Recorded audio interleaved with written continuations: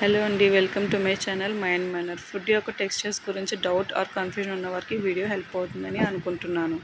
And food textures in English vocabulary, those properties of a food that are sensed by touch in the mouth and with the hands. ఏదైనా ఒక food తీసుకుంటే దాని యొక్క టెక్స్చర్ని ఎలా describe చేస్తాం అనేది some of the examples చూద్దాం ఇప్పుడు.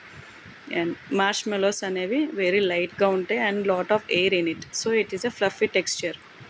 అండ్ ద ప్యూరిజ్ వచ్చి ఇది లిక్విడ్ కంటెంట్ అయినప్పటికీ సాలిడ్ పీసెస్ ఉంటాయి, so it is lumpy in texture.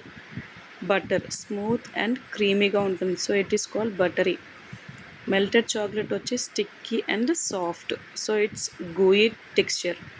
And this gummies అనేవి ఎక్కువ నమిలి కానీ స్వాలో చేయలేం, అందుకు దీన్ని చూయి అంటాం.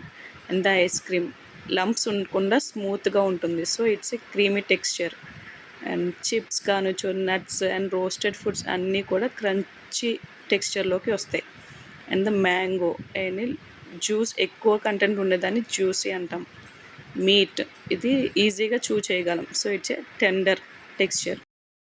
అండ్ థిక్ షేక్ లిక్విడ్ అయినప్పటికీ అంత ఈజీగా దిగదు కాబట్టి ఇది థిక్ టెక్స్చర్ అంటాం.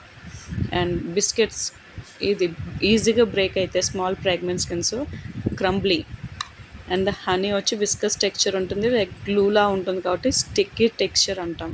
And the chicken lighter more delicate, so crispy texture అని అంటాం.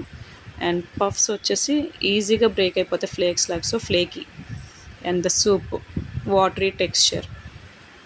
Thanks for watching. Please like, share and subscribe.